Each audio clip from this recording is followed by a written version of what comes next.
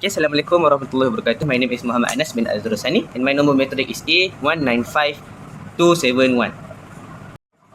My name is Nazim Yusuf Shamil, metric number A195266. My name is Muhammad Adika Iskandar bin Nur Ishaq and my matrix number A195342. Hi, my name is Muhammad Shafi'i Bisham, matrix number A193296. That's all. My name Muhammad Aziz Hakim bin Hazri Sham. My matric number is A195396. My name is Muhammad Shu'aib bin Ramai Sham, A195657. Assalamualaikum. Hi, my name is Nick Abdul Razak Haikal bin Roslan. My matric number is A195761. So, for our accounting project, we decided to choose two companies to be reviewed on, which is Nestle and FNN, Fraser and Neff from Malaysia. We will be reviewing the annual report from 2023 until 2024, while we will be analyzing their financial statement from 2022 until 2024. The final output of our project will be the financial analysis of both companies, followed by a comparison of their financial performance. Okay, now for the company profile, we will firstly look on Nestle company. As you can see on the slide here, the company details are as follows. The name of the company is Nestle Malaysia Berhad, while the industry is about food and beverage manufacturing. The year established is on 19 and 12. The top management organizational chart which we obtained from the annual report is as follows. The CEO is Juan Arnaus, CFO is Syed Saiful Islam, and the COO is Dato Adnan Pawante. The main shareholders and the percentage of their holdings. Firstly is leading by the Nestle SA, which is the HQ of Nestle. The percentage of holding is 72.61%, while the Employees Provident Fund companies hold 12.79%, and the Great Eastern Life Assurance Company holds 0.5833% of the main shareholder for Nestle Malaysia Berhad.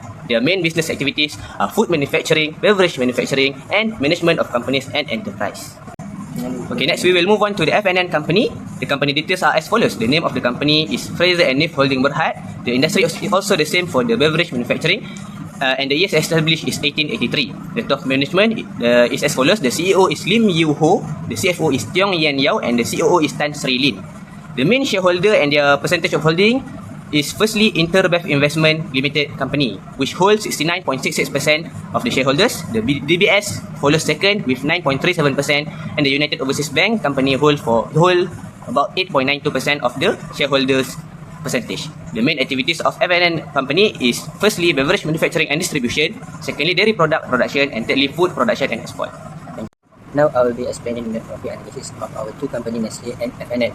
First, looking at Nestle performance, we can observe a moderate increase in net profit from 2022 to 2023, rising by 6.4% from RM 620 million to 660 million, driven by stable operation and strong consumer demand.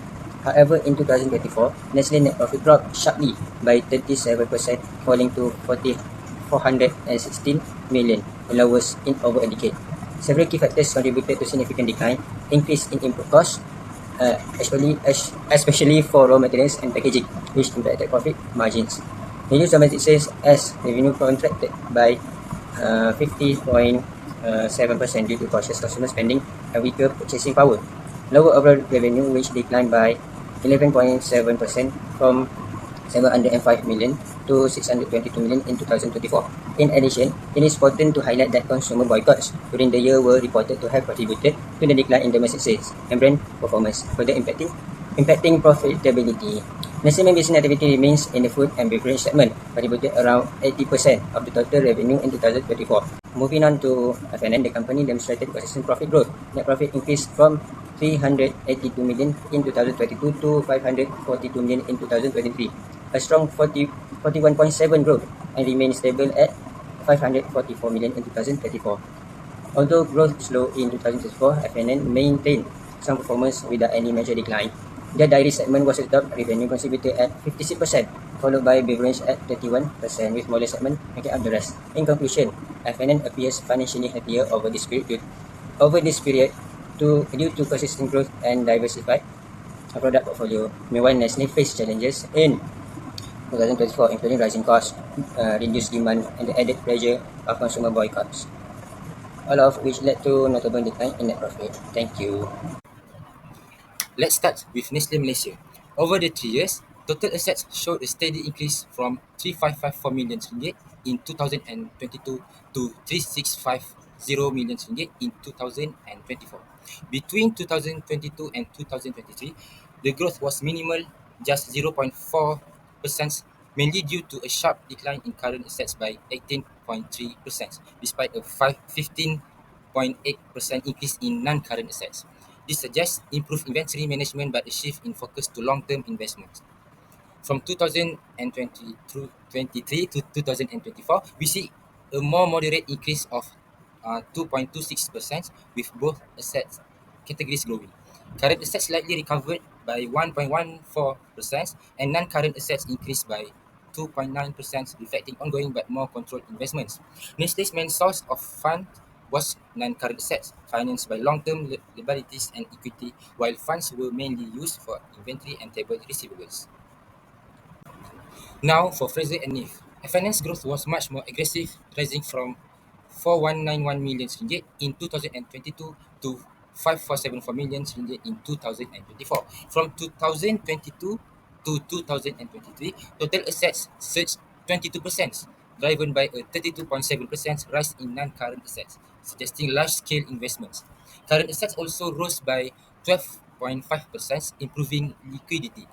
Between 2023 and 2024, growth slowed to 7.1%, but still significant. Non-current assets rose by 5.3% and current assets by 8.9%, pointing to continued expansion, though at a more sustainable pace.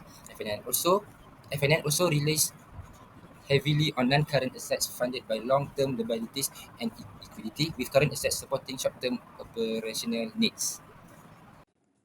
Okay, so for the total liabilities of Nestle, we can see that it decreased and then increased. So to be specific, I have divided into two. You can see that from 2022 until 2023, the total liabilities decreased by 33 million, which is quite low. And then for the component, we have lease liabilities in current liabilities increase. And then non-current liabilities, we have lease liabilities increased by 41%, employee benefit increased by 3.52%, and then deferred tax liabilities increased by 21.04%. And then for 2023 until 2024, the total liabilities increased by 207 million, which is very high. And then for the component, we have in the current liabilities, we have loan borrowing increased by 91%, and then lease liabilities increased by 16.48%. For the non-current liabilities, we only have lease liabilities increased by 0.59%. So our major concern here, which is loan and borrowing, as you can see, it have the highest percentage in here. So it have a very significant increase from 2022 until 2023, and then this is because we have Nestle have a high reliance on short-term debt. All right. Okay, then for total liabilities FNN, you can see that the total liabilities keep on increasing from years to years. So from 2022 until 2023, the total liabilities increased by 553 million, a very significant rise. And then for the component, the current liabilities have loan and borrowing increased by 236%, and then deferred tax liabilities by 59.72%. And then for the non-current liabilities, we have trade and other payable, contract liabilities, current tax liabilities, they all increase, but not quite high. And then for 2023 until 2024, the total liabilities increased by 127 million, which is a normal rise. And then for the component, we have current liabilities, which is employee benefit, increased by 0.11%. And then for the non-current, we have a lot that are increased. Okay, and then for the major concern, loan and borrowing is a very important thing to look at, because its rise very significant. And then this is because we have high reliance on short and long-term debt.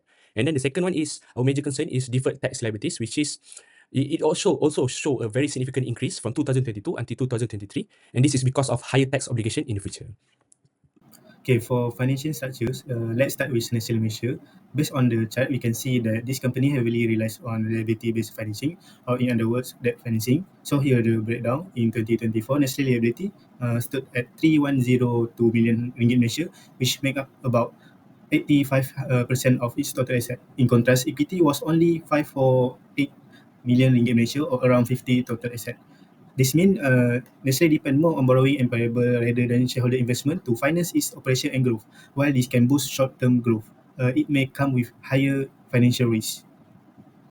Okay, now moving on to Fraser and Neef, which is FNN. The financial structure here tell a completely different story. So here the breakdown. In 2024, FNN equity was 3,587 million ringgit Malaysia, representing about 65.5% of total asset, which is the liability were much lower at 1,888 million ringgit Malaysia, roughly at 34.5 million of total asset. So this indicate that FNN is primarily equity finance, meaning they rely more on shareholder investment.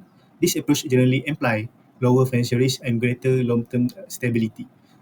To sum up it, Nestle measure is more debt heavy, which could mean higher risk but potentially higher returns if they manage well. And for the FNN, on the other hand, play it safer with an equity focused strategy, promoting stability and lower financial risk.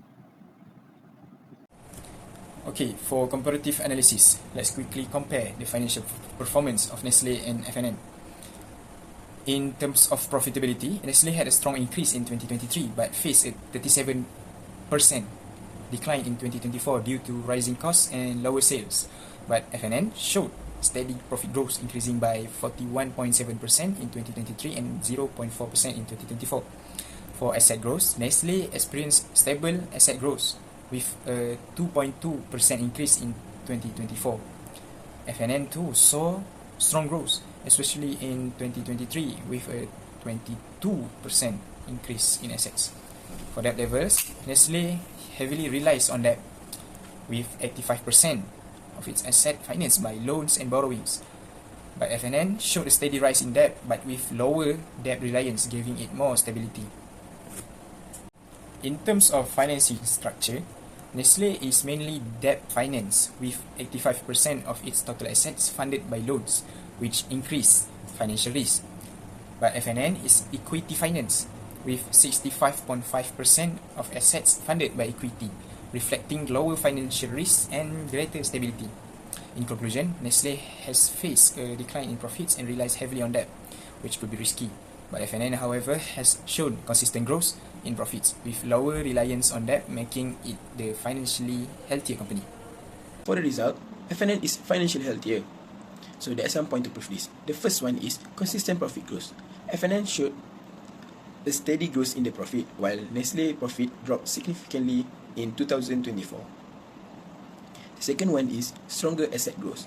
FNN asset grew more significantly, while Nestle asset growth was more modest. The third one is lower debt reliance. FNN relies more on equity financing, which is 65.5% from its asset is equity, while Nestle heavy debt reliance, which is 85% from its asset is liabilities. The third one is stable financial position.